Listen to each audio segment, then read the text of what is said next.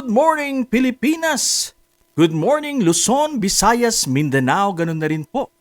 Sa ating mga kapwa Pilipino na nasa iba't ibang dako ng daigdig, isang magandang buhay, magandang araw, magandang gabi sa inyong lahat.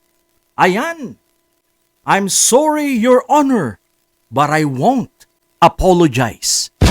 Yan po ang pahayag, matapang na pahayag ni Attorney Enzo Recto nung siya po'y sabihan na mag-apologize o mag-say sorry kay Rodante Marcoleta, mga kababayan. Hindi po nag-sorry itong si Attorney Ricky Tumutorgo o kilala sa pangalang Enzo Recto. Yan. Ito po ang pag-uusapan natin, mga kababayan. Ito po ay about blogging, about fake news and disinformation dahil napakalala na po ngayon, mga kababayan. At karamihan po, most of those peddlers, mga gumagawa ng mga kalokohang ito, ay ang mga DDS vloggers, mga sumusuporta sa, alam nyo na, sa bandang Timog, mga kababayan. Ang mga DDS vloggers. Yan. Bago po ang lahat, marami pong salamat once again sa ating mga followers and subscribers na patuloy po sa panunood sa ating mga videos. Sana po ay ipakalat ninyo ang ating video at mag-subscribe sa mga hindi pa po nakapag-subscribe sa aking mumunting channel, mga kababayan. Among the bloggers na pinatawag ng TRICOM, so mula Quadcom, naging TRICOM na lang ngayon, 3 na lang na committee na pinagsama-sama.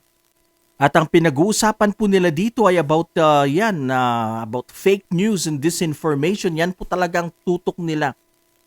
So pinatawag nga itong mga bloggers na ito. Pero most of them did not attend, mga kababayan. Ito pong mga DDS vloggers ay natiklop, mga kababayan. Sila po'y natakot. Abay, siguradong gigisahin sila sa lower house, sa mababang kapulungan. Lalong-lalo na po si Congressman Ace Barbers.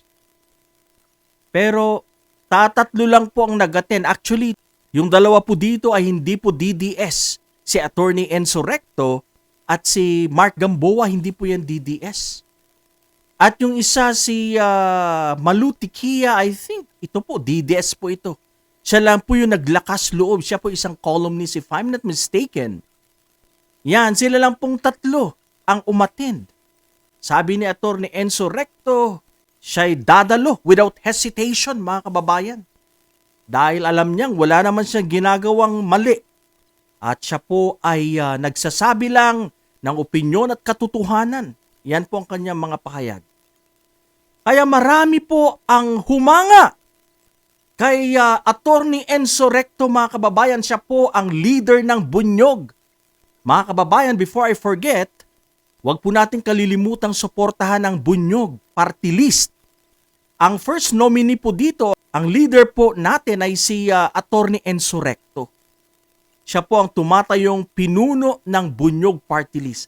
Mga kababayan, ang Bunyog ay makatao at makabayan. Hindi nyo po ito pagsisisihan kung ito po ay nalagay sa Kongreso bilang party list dahil tayo ipaglalaban ng Bunyog. Ang Bunyog ay para sa bayan, ang Bunyog ay makatao. So, itutok po natin ang eksena sa sagutang Enzo Recto versus Marcoleta.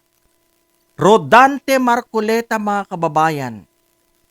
Talagang gusto pong butasan ni Marcoleta itong si Attorney Enzo at pahiyain. Yan po ang nakikita natin. Well, mga kababayan, opinion lang natin po.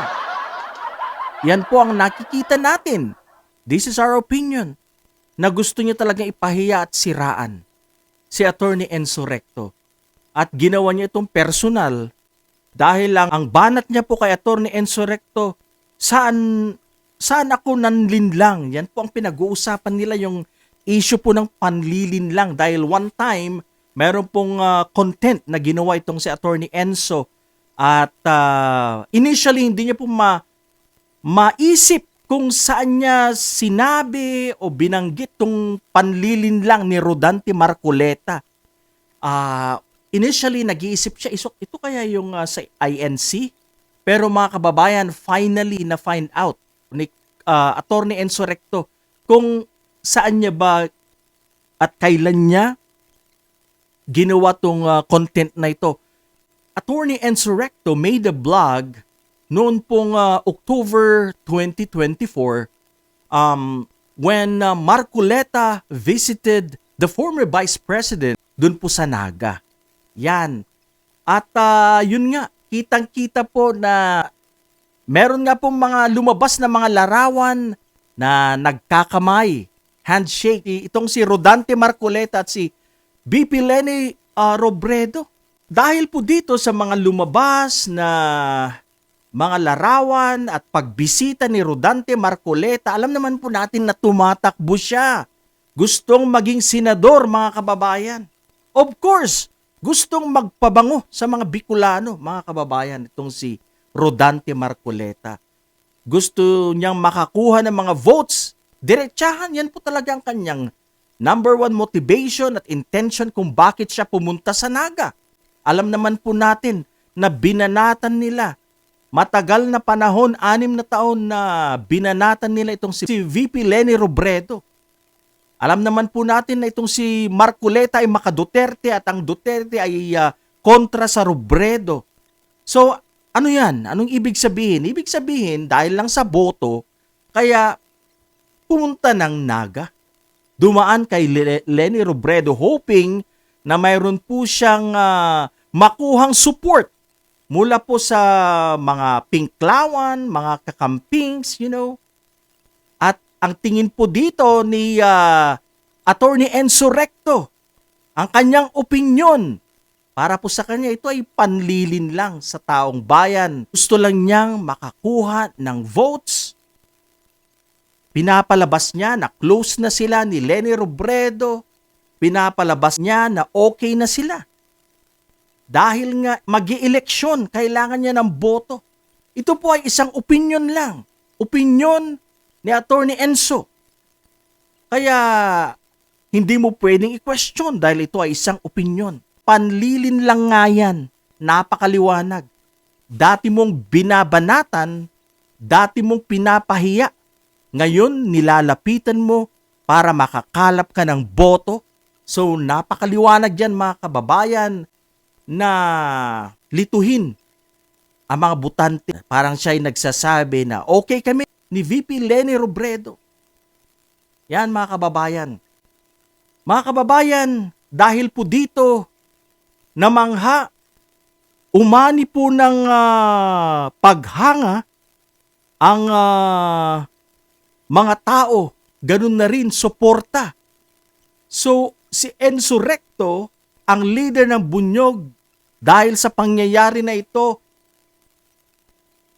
pagpe-persecute ni Marcoleta sa kanya sa hearing, marami po sa mga netizens ang nabasa natin nag-comment, nagpapahayag ng kanilang pagsuporta kay Attorney Enzo Recto. So umani po siya ng malaking paghanga at suporta mula po sa taong bayan, mga kababayan. So bumilib po tayo, bumilib ang taong bayan kay Enzo Recto dahil hindi po siya nagpatinag sa pag-bluff ni Rodante Marcoleta.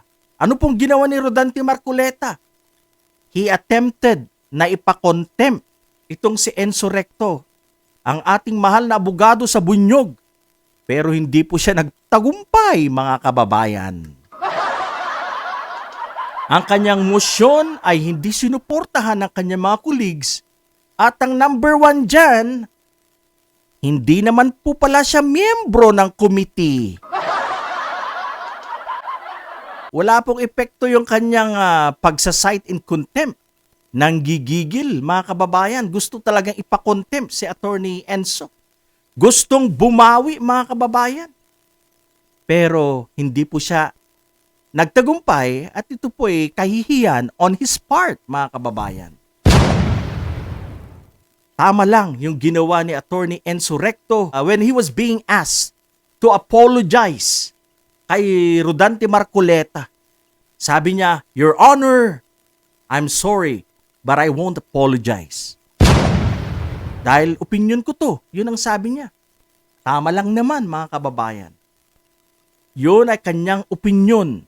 Yun ay ang kanyang pagtingin sa pagdalaw ni Rodante Marcoleta kay BP Leni Robredo sa Naga.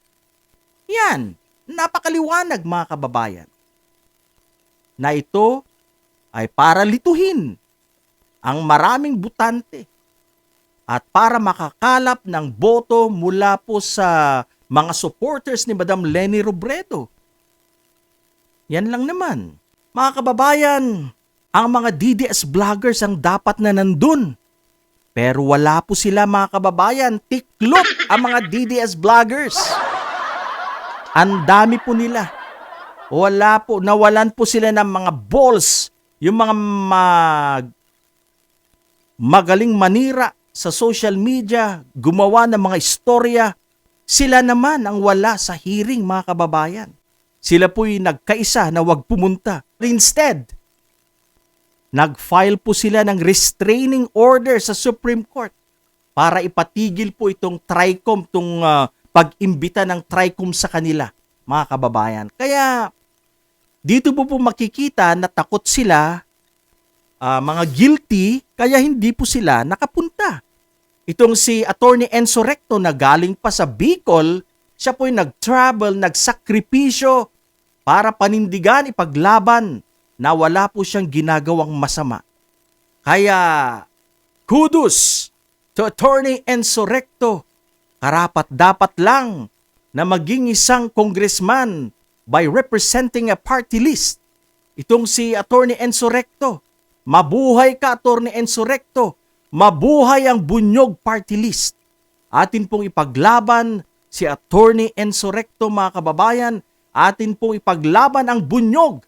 Dahil ito ay makatao, makabayan, sila po ang boses ng mga maliliit na mamamayang Pilipino.